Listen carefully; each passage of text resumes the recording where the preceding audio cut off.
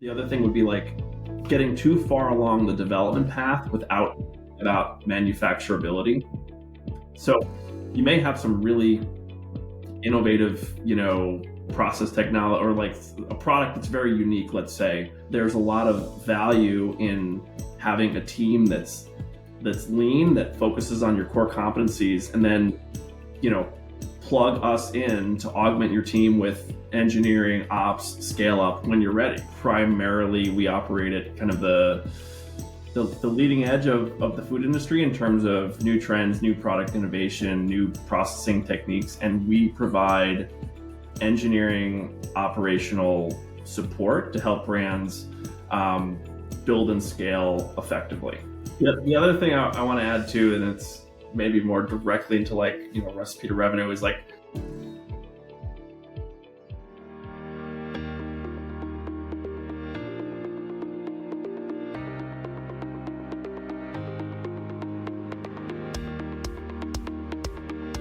Hi, welcome back to Recipe to Revenue. I'm Leah Messina, and I am here today with Alex Belknap and Quenten Allen from the Facture Group. I am so excited to have you guys on here today and to tell us about your business. Why don't you just kind of give us an overview of what Facture does?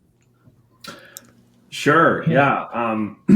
So there's a couple of different areas where we support, but I would say primarily we operate at kind of the leading edge of the food industry in terms of new trends, new product innovation, new processing techniques, and we provide engineering, operational support to help brands build and scale effectively. And Quenten, on your side, we like to work on the hard projects. Like we've kind of went through our whole careers just pretty much like everyone else does, like stepping it through. And, increasingly more complex. And we're at the point now where we really like to work on the challenging and interesting ones, and especially stuff that tastes good. So, yeah, exactly. Definitely more exciting to work on stuff that, people will love. Yeah. And what about your roles within the business? Alex, what do you do? And Quenten, on your side? Yeah, I think, so we've kind of figured that out just over time, just from, just from working together. So I would say we had the first proof of concept of our partnership without even realizing it when we both ended up at the same company in 2016 doing, for a plant-based startup company out in the San Francisco Bay Area. Mm-hmm. And so we first collaborated there doing essentially internal process development and scale up and whatnot. And as we've, kind of taken our skill sets to our own business, I would say very, very broadly, Quenten is exceptional with deep process engineering, the deep science, really anything that's has a high quotient of, the kind of science R&D. And I would even translate this over into when we do financial models for people. So he's very detail oriented and very technical. And I would say I have maybe a more broader perspective on the projects, and so do more of the program management. I have a more let's just say traditional engineering background, so when we have to do traditional design build type work or capital engineering, I can drive those things as well. But we have a good mix of kind of deep technical in our respective areas of expertise, and then I don't know, I guess I'll kind of help keep that through line to what are the goals of the project and how do we navigate things successfully given the client's expectations. Yeah. So we'll start off with a intense new ingredient development or something, and a lot of times we'll pitch and we'll get in and we'll have our client kickoff meeting and everything, and I'll head out to San Francisco, wherever they're located, to their HQ and watch them make whatever this crazy thing is in a laboratory. And that's really, there's always overlap, right? So we're always both on the project with our clients, but, that front end is, me going out and watching this crazy stuff. Alex and I come together and chat. It's I have no idea how we're going to make this, but we will, right? So it's just, we step through, a couple of late nights and, sleeps, and eventually we'll come up with something and start testing it out. It's pretty crazy. So, yeah, you like the challenge. Oh, yeah. Yep. So take me back to those early days. So you were colleagues at another company and you started having some conversations about going out on your own. How did that come about? I mean, we didn't talk about it at that time, but that was where Yeah. you can't connect the dots looking forward. You can only connect them looking back. Sure. Looking back, that was like the proof of concept for the partnership. So we were on these projects and we were just kind of thrust into these roles of like, all right, figure out how to, there's a very talented R&D team developing these plant-based products using techniques and terms that were kind of foreign to me, coming from a more, traditional design build background versus like the world of academia and like deep science. So it was like I was kind of overwhelmed on the technical aspects, and right. So we would collaborate on, like, all right, how are we going to scale this? And I'd start, sketching out a process flow diagram, and Quenten starts diving into the technical nuance of what actually has to happen to, kind of the key transformative steps to make to transform raw ingredients into like this esoteric finished product. And that was like, again, like, so in hindsight, we're like, oh, we actually work really well together. Yeah. We knew at the time. Yeah. And then like, it was just really fast forward a couple of years, and I would say Quenten was the one who approached me about like, let's explore doing something on our own. Let's, and I was happy to entertain those conversations, but I would say it's very hard to leave like, kind of a comfortable stability. I have a job. I have, and so the real catalyst, I'll just say for me, was in March of 2020. My wife was pregnant with our first kid, and I got laid off from the small startup I was working for and hiring, and it was just like a weird time. And that was where we're like, all right, like let's take action. Let's actually start something and see if we can, actually get some work. So we ended up getting a couple of projects early on. That was kind of proof of concept. Then there was no looking back. It was like, all right, we can do a lot, but how do you figure out what do people need? What will they pay for? Where can we add value to the ecosystem? Yeah. As backing up to like the where we met, we were both actually hired in separate from where we ended up, and it happened. Okay.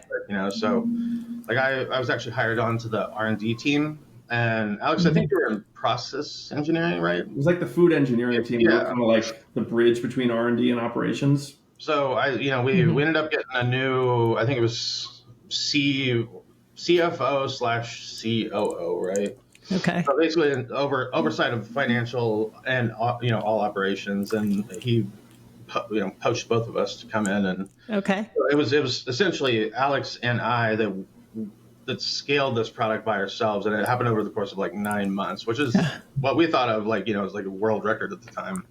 Right. But since then, we just continually do this over and over and over, and get really good at even if it's complicated, just the scaling from what amounts to be a concept. It's not even a lot of times a product, but taking that all the way to manufacturing scale, and they have product in a warehouse. Yeah. And we just repeatedly do that, and it kind of the process and the product doesn't even matter at this point. It's like the process of just building it. We kind of we were joking. It was like, I don't know, a couple months back, like if someone says they have they're making something, we can pretty much just figure out how it's made in half an hour. So yeah. Yes, you've really refined your process, both on the technical side and also working together, right? Kind of how you both come to the table with your areas of expertise, it sounds like. Totally. Yeah. There's no, like, we've already had those, those hard conversations or whatever, where you figure out your role, and now it's very much like, all right, we just fall into place and just direct and execute. Yeah. And you think being a little bit more agile, than maybe some other people out there has been advantageous for you? Yeah. For sure. That was one of our, I guess this was another revelation from getting laid off.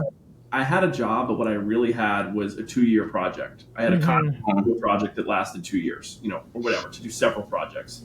And once the thing that I scaled was built, I could have ran it, but they didn't need me to run it. They already had someone that was doing, day-to-day ops and doing that. So it was like, okay, like in hindsight, this would have been a better, this would have worked better on like a contract basis. And and then I would say also like the climate that we started this versus today, obviously it's like the economic climate is different. The capital money that's funding innovation and growth is much more selective and it's less abundant. And so there's a lot of value in having a team that's lean, that focuses on your core competencies, and then, plug us in to augment your team with engineering, ops, scale up when you're ready. Like you don't necessarily need to have, that team in house. You can work with us and we extension of your team effectively. So that was like what we thought was one of our value props, and that's proven to be true over time. And we're fortunate that we've had clients that have recognized that. We've been able to kind of market ourselves as such, and that's been one of the a driver for success for sure. Yeah. Oh, sorry. Go ahead, Quenten. I was just going to say, I think that the conventional thinking, back when honestly we both moved out to San Francisco in the startup scene. What was it, like 2016, 15, whatever. So the conventional thinking is like, oh, I need to spend all of this money to build this entire organization to help scale what amounts to be, at that time it was just like one product or technology. But I mean, now it just doesn't make sense given especially how we're able to just like do this thing, even if the people will, innovate and have and iterate on product development, have more than one product, right? So we do the first one and then we just go away until they need us again, and it's just like, it doesn't make sense for anybody, honestly, to pay for that overhead and everything while there's nothing for them to do. Just like Alex said, it's been a common thing throughout my whole career. You go into a company and you do all the things, and then, 2 years later, you're like, okay, so now what do you want me to do? Right? Yeah. Well, what's next? You take a break and sit at your desk for a while. I'm like, I don't want to do that. So really, that's not a good use of your time. Yeah. And to kind of tie this into an earlier point too, where when we first started doing this, we were essentially getting paid to kind of figure it out in real time with a really and we did figure out, the process and the roadmap for developing processes, for scaling up, for commercializing new products. And now it's programmatic for us. We now have, so many reps of doing this, and every the nuance, obviously, like, the devil's in the details. There's a lot of nuance to it. Everything's, everything is unique and special, but the way you go about solving the problem is a very systematic approach that we have a very refined way of approaching it. And that allowed us to kind of, turn 9 months into 6 or whatever, so, and obviously that's, speed is the name of the game. It's capital efficient, and that's what everyone wants, obviously. Yeah. And what I love about your model too is that, you're working with so many different companies and brands all at the same time. So you just have so much more exposure to what's working and what's not, versus being like in-house at a company where you're just so laser focused on getting this thing done. Right. We were actually talking about that earlier today, just like how close we are to like the front of innovation, and like how it is changing. It's been 10 years now that we've known each other. I don't think that's the first time I've actually said that today. It seems like a long time. It's a long time to, like we've seen each other's kids grow up now, like my daughter's in second grade now. So, so it's just like, it started like we were at the forefront of innovation then. And it's, even on ingredient innovation, like we just see the trends, and like we learn all those processes as needed. And then, certain things come back as, kind of what, we're seeing now. And it's just kind of over and over, just like always changing the landscape. So, yeah. And that brings up a good point that I want to ask you guys about. Again, you have so much exposure to different companies and what they're trying to do and what they're trying to bring to market. So, and a lot of brands too also have trouble with, here's my idea, this is what I want to do, but they can't ever achieve that mass market, that mass production level. So what are some things that you've seen, like what are mistakes that you've seen out there? Yeah.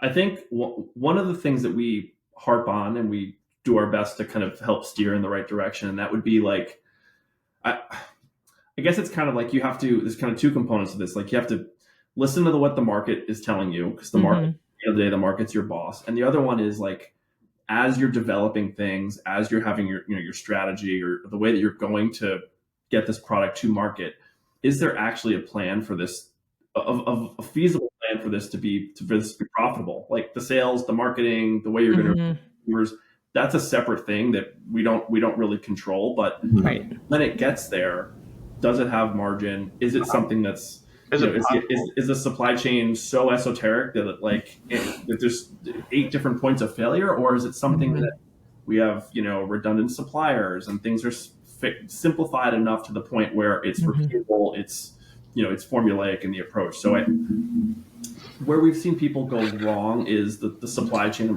that relies on multiple layers of manufacturing, or or just like we're trying to drive profitability out of something where like there's only so many things that you can squeeze, especially when you're starting out. You don't have any leverage with suppliers. You don't. So it's, I don't know, Quenten, what else you'd add to that? I mean, like the whole COGS thing. It's like a lot of times people get so far, and it's really challenging actually if we get into like pretty late in the development process. Right. If we get in earlier, it's just like no, we always maintain like an eye on the COGS, and every single phase we stop, we review the model, and we make sure that it makes sense. And we can, clients can choose to proceed if they want, but like we need to make sure that they understand this is the direction that it's going as far as profitability. And I think that one of the biggest mistakes is founders realizing that that's very important, but way down the line. You're trying to back up and then, re-engineer the product for at least break even. Right. Yeah, and that was exactly where I was gonna go with my next question is re-engineering. Do you see people come back, maybe, not after they're working with you because you've already made them efficient, but they maybe have worked with somebody else and come to you and said, we need to rethink this? I mean, we've seen it for sure. Just one more thing to tie into the last question. The other thing would be like getting too far along the development path without manufacturability. So you may have some really innovative, process technology, or like a product that's very unique, let's say, but if the way that you're making it is not really scalable, or there's no way that that's going to translate into a manufacturing environment, that's going to be a real challenge for scale, for profitability. Sure. And so that's another kind of, even like on the sourcing thread too, it's a lot of times people get way too far, they're sourcing some, boutique date paste from someone that makes, 10 batches a year. Right. They like the taste of that. And then when we try to pivot to where we're utilizing industrially available ingredients, and no one likes the taste because it's not similar to what they've always had or whatever. So then it's like, okay, well, we have to use something else because there's not enough of the other one. So, so the earlier that you can start to like actually source industrial available ingredients, the better. So, yeah, no, that makes a lot of sense. And I guess that's a conversation you need to have with people kind of early on is what is your level of scaling that you're trying to achieve? Are you trying to be a boutique brand, or are you trying to get acquired by one of the big guys? Right. So looking at the market, especially the last year and kind of where we're going, it's what have you seen as some of the big trends in the space now in terms of flavors, foods? What are you seeing? I think so. This is just one that's like very topical because we've done some projects recently that are in this space, but basically it feels like there's a return to like real meat products. Whereas we started doing, we didn't intend to be exclusively plant-based, but that was where the funding was, that's where the innovation was, and that's where we were able to leverage our, a Bay Area network and also do some really interesting work in area, and now we're seeing, I would say like a little bit of a return to, products that are derived from like just traditional meat products. I mean, beef tallow is everywhere now, and I just saw something the other day. Here's restaurants that have switched back to frying their fries in beef tallow.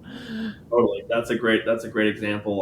Instagram ads, I'm getting spammed with like beef tallow, moisturizers, and I'm just like, Yes. all right, I guess exactly. We were actually talking about it earlier in a client meeting today. Really? So, to give you any idea, it's definitely changing, and, I would say in an innovative way is, especially the people that we work with, right? So like, people are launching products that hopefully, the idea is that they don't exist, at least in that, in that form. So, there's some cool innovation going on too. So, yeah. Can you tell us, without revealing anything you are not allowed to reveal, what's the project you're working on now? Actually, one's like already in commerce, right? Let's talk about that one. Which one? Beef crisps. Yeah. Oh, sure. Yeah.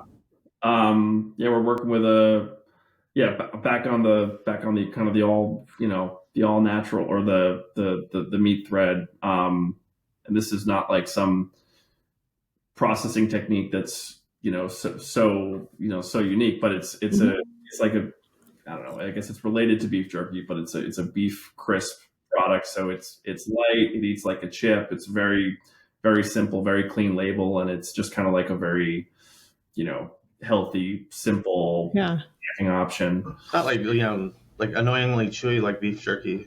So more like a pork rind of beef in a way. Yeah, but like pork rinds there's like, I don't know, there's more of a more crunchiness. Like a pork rind almost eats like an extruded. Yeah. It's chip like, but it's interesting. Yeah. So you'll be able to get it in a while. Yeah. Hopefully. Very nice.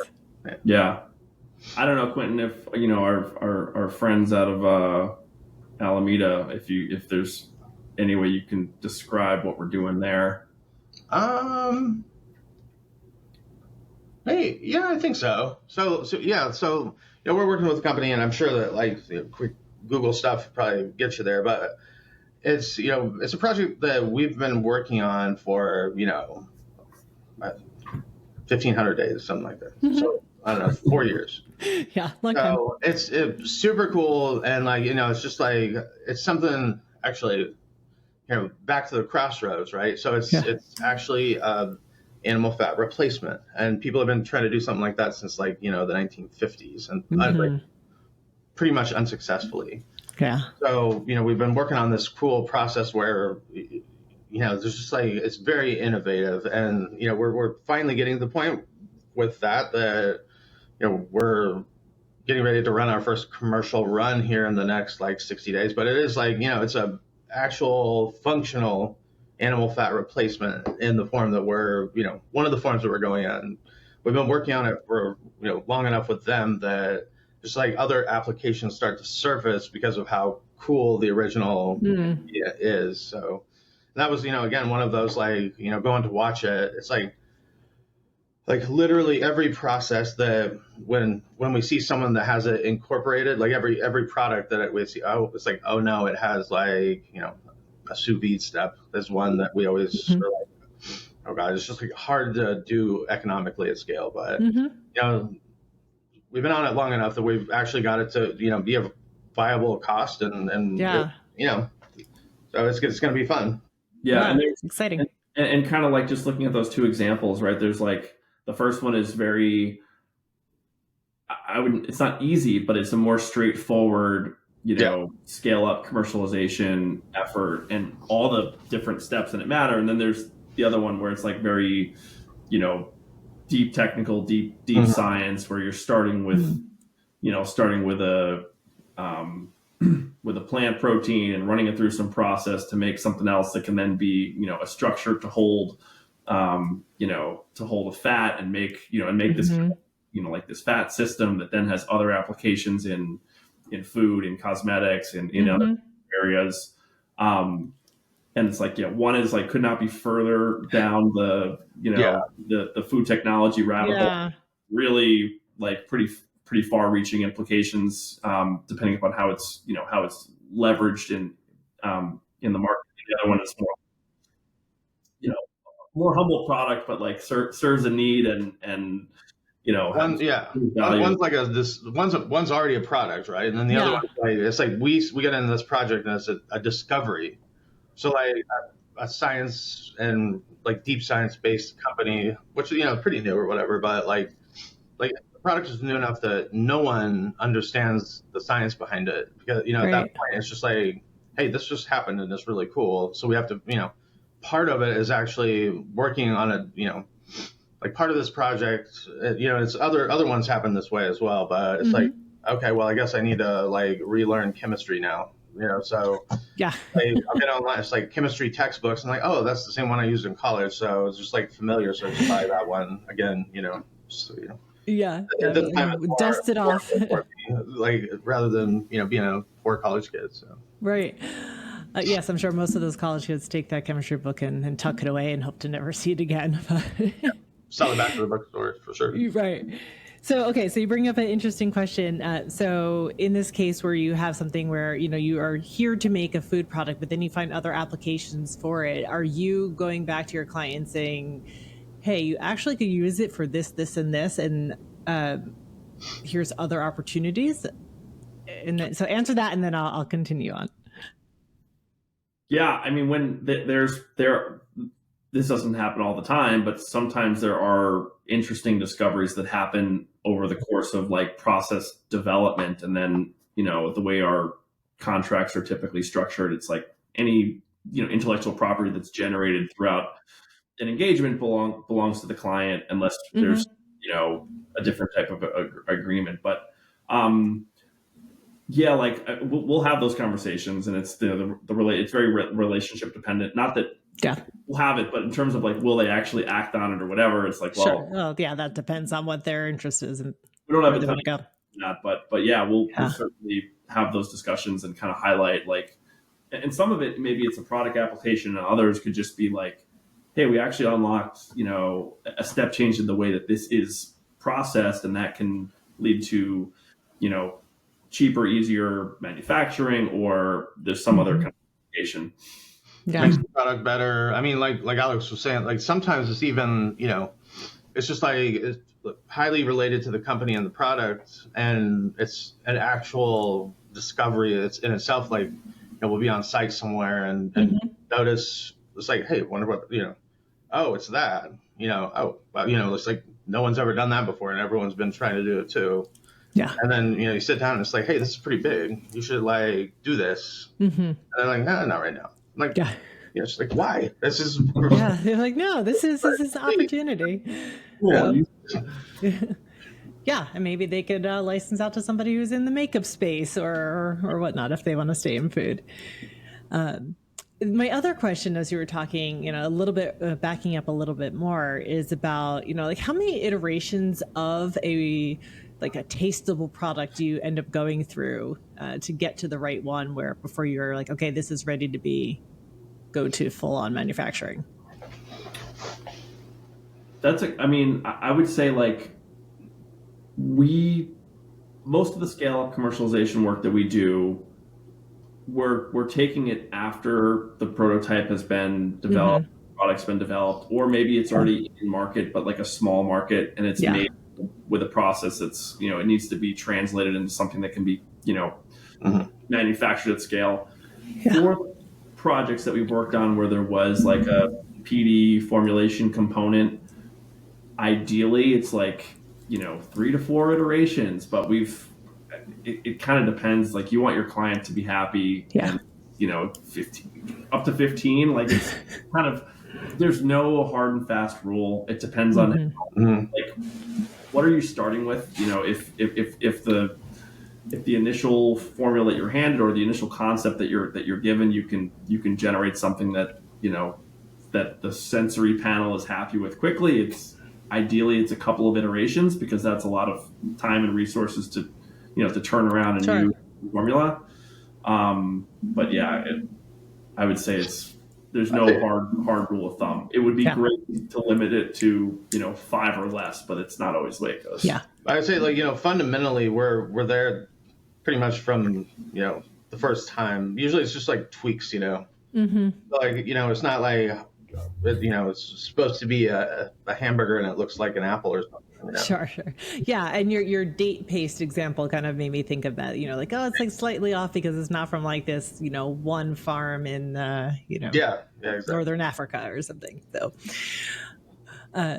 okay, I want to shift back to a couple of questions on the business side and some business guidance that you might have from your experience working together. And we had talked, earlier on, Quenten and I, about networks and how important, relationships are in this field. And in food and beverage, there's a lot of layers of, from the manufacturing to suppliers to retailers and then the consumers. So there's just like this whole ecosystem, right? And the relationships are so important to have all this kind of flow comfortably. So talk a little bit about how you as a company have cultivated some of these relationships and what that's meant for your success. Yeah, I mean, I think our network is everything. Like at the end of the day, like we're in this, like we're effectively in the service industry, or at least the services that we understand that we are service providers within our industry. Yeah. And the majority of our work is it's from word of mouth, kind of organic growth. I would say like the best way to network and build those relationships is to like, it's basically just to like just be authentic, do good work, just kind of put out the energy that you want to receive back. I'll speak for myself, but like until I was in this role, you don't realize that the previous 10 years you actually were building a more robust network than maybe you thought. And then when you actually tap into those people, if they liked you, if you did good work, if you were authentic, they're very happy to not that they're going to like hand you projects, but they're very happy to engage and you don't really know where these connections come from. And once people know what you're doing and you want to hear their stories and provide your own kind of anecdotes back, like it just starts to happen. It's very much it's kind of like a snowballing cumulative effect. And I mean that's kind of been the number. Like we don't all of our clients, it really comes from that network effect that we are trying to cultivate, but in a way that's authentic to us.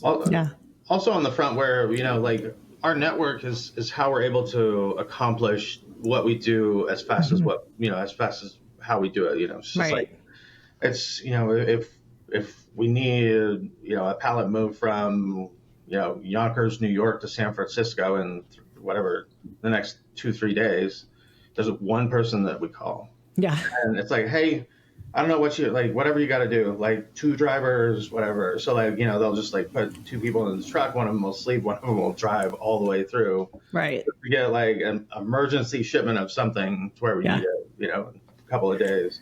And it's that way, it's just lots of different things along like the supply chain, right? It's like we've got people that, they do those things for us because they know that like eventually if we're able to get this client over the hump, then that's business for them, right? So it's just like it is, it's a give and take, and it's not you can't always take from people, and it's just like you build those relationships over like some of them are decades now. Like starting to like age yourself, but like, and then when you look back and you're like, wow, I've worked with this person for 19 years. That's wild. Like, okay, so we need a forklift tomorrow. So there's like one person in San Francisco area. I'm like, I need you to deliver a forklift, tomorrow, that you trust. They get the job done. And how do you maintain those relationships from, in between those times when you, don't need that forklift for 6 months from now? I think like, lots of times, well, at least, this is actually an interesting thing too. It's like Alex and I are, like different people, and we like that's why it works well together, especially technical stuff too. And even when we get in with, we joke about it sometimes, but we'll get in with like clients, and it's like, okay, so eventually it like kind of evolves, and it's like, oh, so this person gravitates towards Alex. This person gravitates, Yes. it's just funny. And we joke about it because you can't really tell in the beginning how that's going to unfold. Right. And, we each have like different networking styles too. So, on a Friday afternoon, I'll just I'll be done with stuff and I'll just look through my phone. I haven't talked to that person in a while. Just call them up. Like, hey, how's it going? Yeah. There's no system to it. No.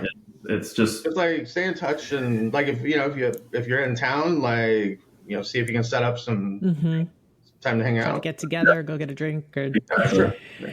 That's it. I have definitely done that though too, Quenten, where I have sent no, they like you better than they like me. You go sit with them in that meeting because they like to talk to you. You have some sort of connection with them that they gravitate to, and then sometimes I'll go in because I know that they like me better. So. Yeah, I mean, just like collectively between Alex and I, though, I think that all of our clients feel very comfortable as even if it's like a blend of our personalities, we get everything done when we say it, and it's exactly the quality that they need. So right, and back to the point that you made earlier about doing good work and delivering is part of your reputation and. Totally. For sure. No. I mean, you can't have a business an engineering firm without doing excellent engineering. So and good points. Well, people will ask us around, obviously, we have our contracts and we'll have confidentiality agreements and we'll have these kind of things that are, the I don't know, that summarize like the commercial terms and the legality, whatever. But I try to emphasize that there's a social contract that comes first, where ultimately, if that's respected on both sides, then we know everything's gonna go well. And ideally, you don't need to, once you get those initial things kind of signed and out of the way, you shouldn't have to really reference it. It should be more, am I meeting expectations? Are you holding a friend? What can I do better? Right. And that kind of guides it because none of these things are static anyway, and it's about the relationship does come first. And if you need something, just call me. I will answer. Right. Yeah. Right. I will. Yeah. Just call me. Yeah. I will answer.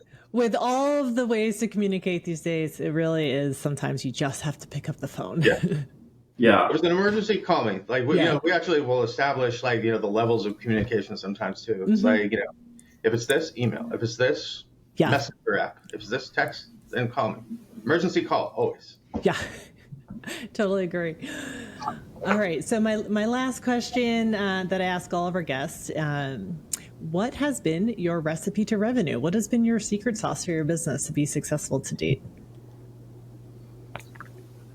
I mean, I think that we're good at solving the hard problems, and this is with respect to technical scale up. So, and the fact that now, I started my career in consulting, and now this has been another 5 years of doing it. So just at least on my end, that's been just exposure to just such a variety of different products, processes, manufacturing techniques, etc. And Quenten also has a very broad expertise that goes deeper than it should. And so then I guess and there's. This is maybe a meandering answer, but then the other thing is, even if we don't know how to do something, there's always the phone a friend component. So basically there's at this point, there's a track record and we just have a lot of confidence in our ability to solve problems, even if we go into it really having no clue how we're going to do it. So then there's that confidence kind of puts everyone at ease, and then we can, do our process and come up with a plan and then execute against it and kind of navigate it as things go. So I don't know, Quenten, what do you think? I think it's we know high level how we're going to do the project, but if you take it down to a more zoomed in level, we don't know how to do this magical new thing that we've never even heard about yet. Sure.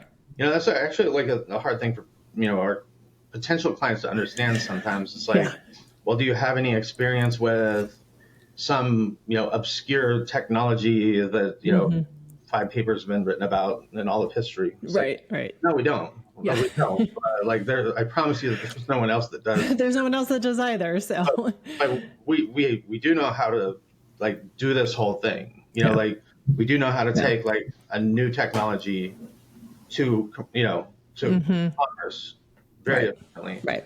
And I think like to piggyback, just like to add to what Alex said, it's part of just part of everything. It's just like growth, and I think that for the business to grow too, it's just like you want to be good at everything, or like I want to be good at everything. Yeah.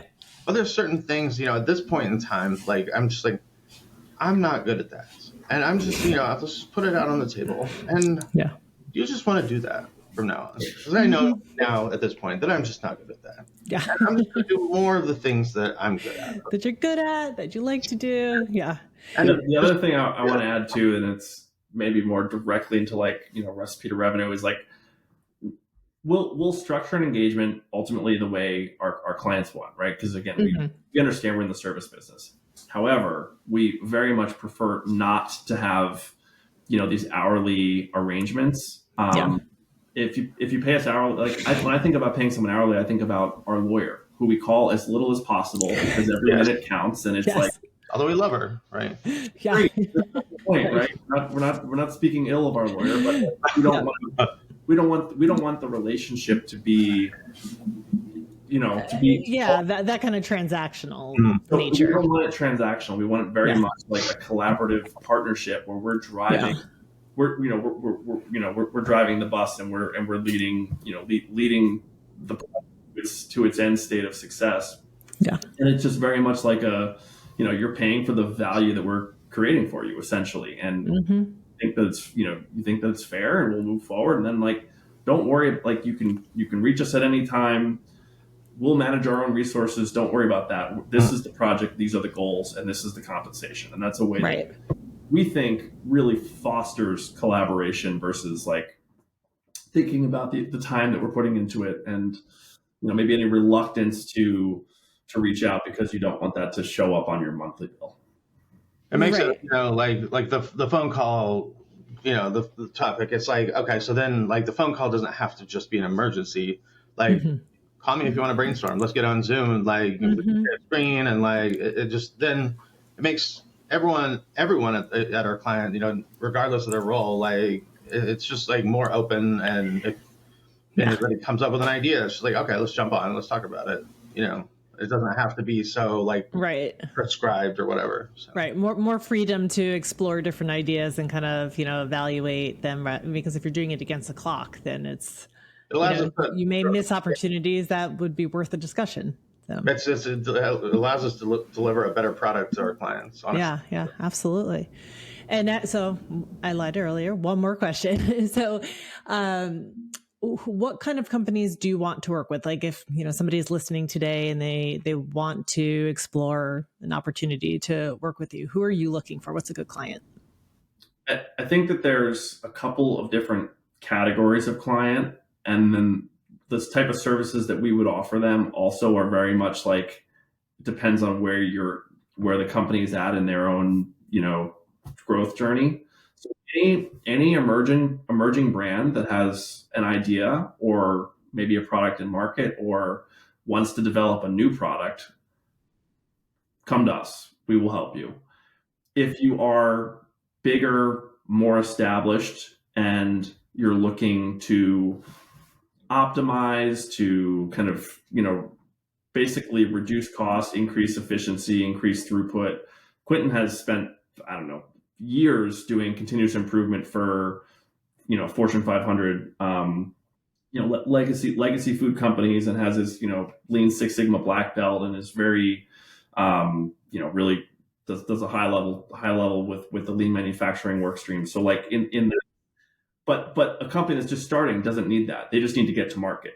If you're bigger, you're established, you own and operate, your own food plants, you actually need that type of. There's room for improvement in what they're doing already. Oh, and then there's like maybe the more mid-size, somewhere between folks that need more just traditional like project engineering, stuff like that, where it's like that's very much, pretty straightforward for us to manage, and maybe you want to work with a leaner team than some of the established engineering firms. Or they've done a pretty good job of like building their own, facility and line or whatever out.